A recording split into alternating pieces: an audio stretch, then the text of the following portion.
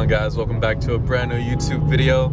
So today I'm gonna be giving you guys the secret sauce. All right, how do you own a Charger, Hellcat, Scatpack, RT, at a relatively young age? All right, so it's a couple things it's gonna boil down to, but before we get started into this video today, guys, make sure you guys hit that like button, leave a comment, all right, at the end of the video too, about what you think, about how old you are, about what kind of car you want to own. Let's try to get this the subs up, guys. All right, we're almost to 100. I feel like we can hit it by the end of the week. All right, we got to make it happen. But anyways, let's get back into the video. So today, so when it comes to these vehicles and stuff like that, the price point's going to be ranging from 30 to around, all right, let's go with Scats first. So like 30 to around 60K. It's for the RTs and Scats combined. We're just going to put this all in one category. So let's say you're coming out of high school, right? Let's say you're 19 years old. What kind of moves do you need to be making? How much bread do you need to be making to be able to afford a car like this? So 19, what you need to be doing is you need to be doing at least, I would say, anywhere from like 2 to 4K a month, comfortably. All right, now 19 years old, that's a lot to ask, especially if you have other obligations, right? Like if you're 19 and you have an apartment, or if you're 19 and you're going to school, it's gonna be harder to have the money set aside to have enough bread to cover your car payments, right? And we haven't even got into how you're gonna finance the vehicle, right? Because most people, you don't have 40K in your 20s just laying around that you can put towards a car altogether. No, I have to hit this pull. Y'all, hold up.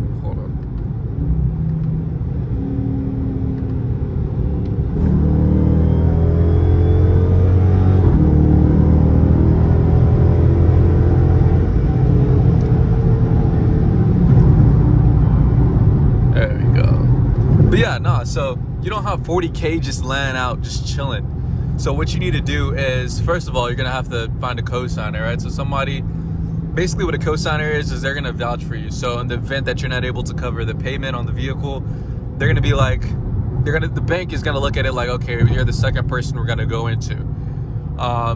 So, and then also another tip, guys, when you're trying to finance a vehicle, when it comes to, hold up, I got a Nissan Altima coming. Let me go ahead and get over, because they basically Hellcats. I'm gonna let that go. It's a lot of horsepower in them Nissans, boy. Oh, that's an Acura pushing it. I swear, everybody in Texas speeds, bro. Like, it's crazy. So, back to the conversation. I keep getting sidetracked, guys. You got to keep me on par. You have to find a cosigner. All right. I already explained like what the cosigner does and everything like that. And then so now I need to shop around for lines of credit, right? So some approvals.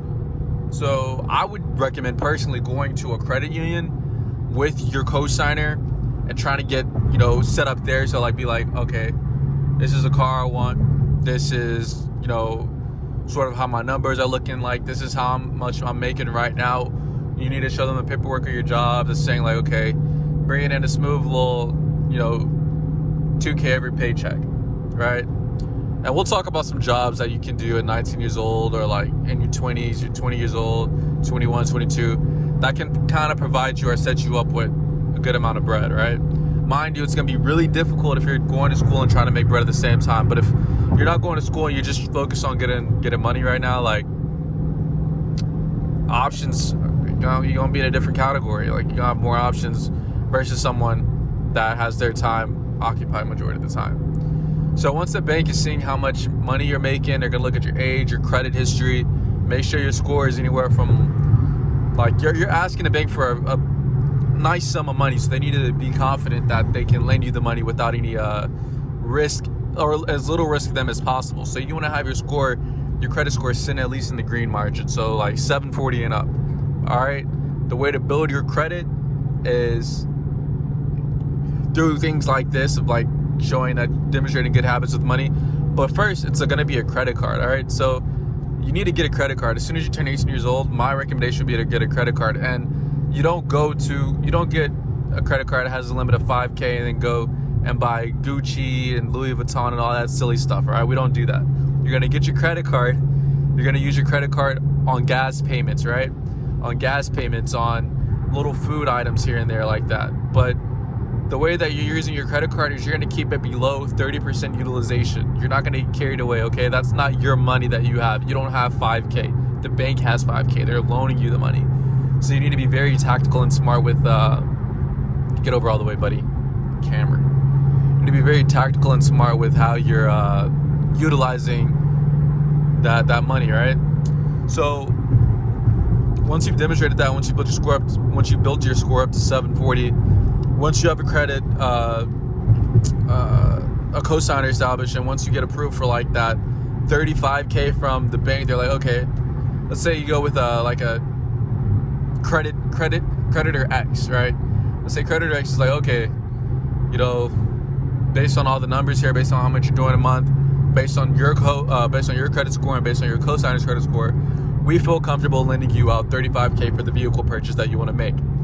So then you're going to take that money, you're going to start shopping around for deals, and then when you go to these places, they're going to be like, hey, listen, what's your APR with your creditor? You're not going to tell them any of that information, because what they're going to do is they already have little agreements set up with small local credit unions they'll like fish you in by like saying like you'll only be paying $500, $600 a month, right? But your interest rate is going to be super high. So in the long run, you're going to be end up paying like a ton of money on the vehicle when you don't need to. So definitely missed my exit. Let's see. Try to get off here then.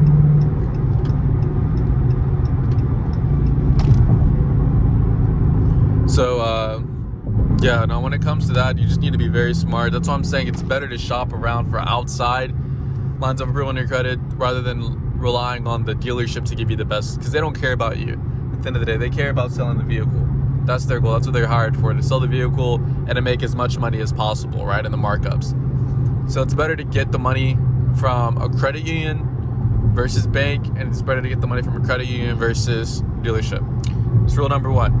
Now let's get into the jobs that you should be doing if you want to have enough money in order to be able to afford this. So personally, I'm in school right now. I'm in my last year of university. Then I'll go into what I'm doing next after that.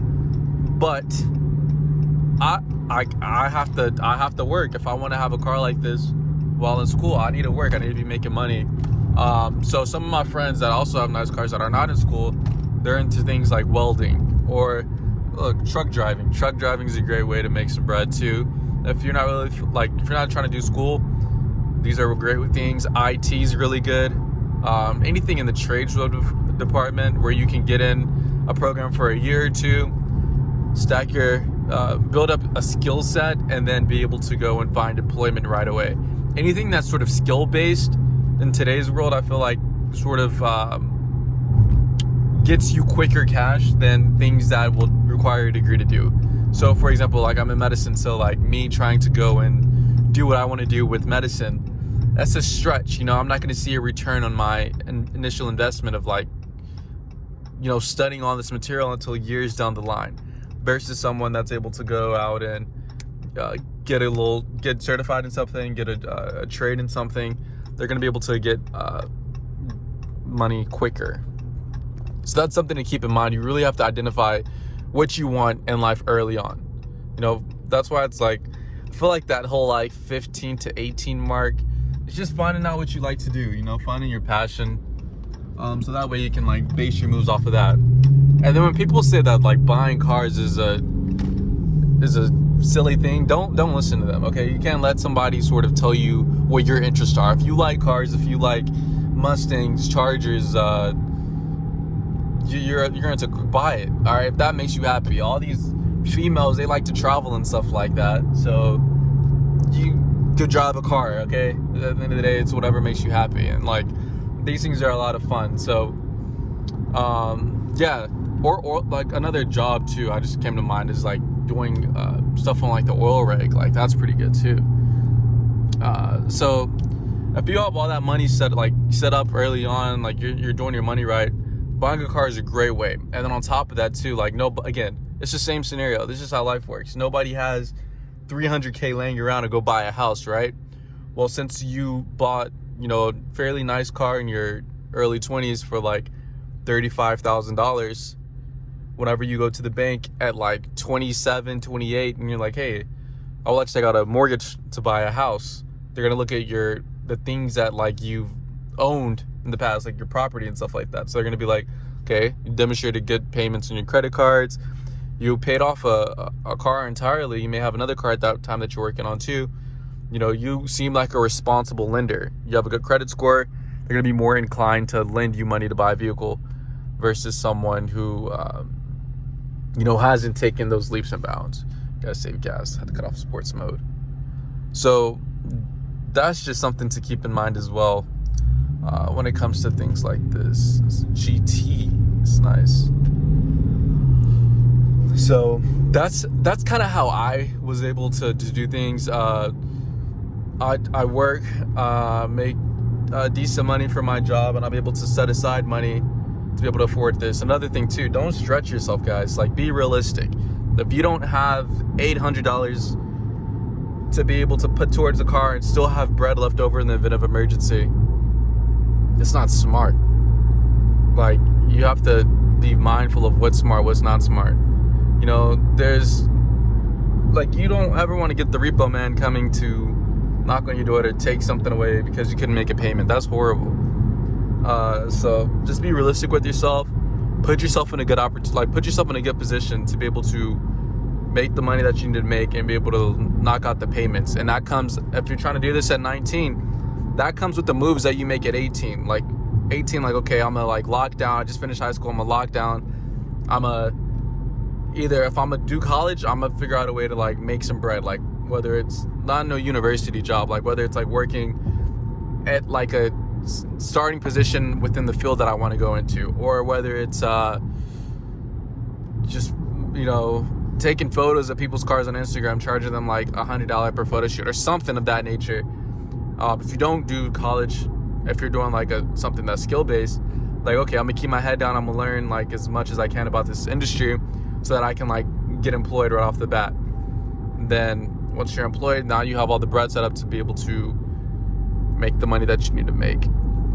So that's gonna be it for this video, guys. Let me know what you thought about it. Interested to know you guys' perspective. I think on one of the other videos in the past, someone commented saying that they're in like oil and gas, that I think it was smart for them to upgrade from like or not oil and gas, they already work at an oil rig, and they were asking if I thought it was smart for them to upgrade from the SXT to Hemi. I was like, yeah, I mean, if you could afford that comfortably, do it. If y'all have any questions like that, if y'all want to like share what y'all are considering, what y'all are thinking about, be sure to leave that in the comment section below. Until next time, guys, I'll catch you later. Probably do another POV drive here in next week's video. I actually brought my GoPro today to do that, but I left the SD card, and yeah, so that's why I'm filming on my phone today, guys. But all right, I'll see you guys next video, and take care. Peace.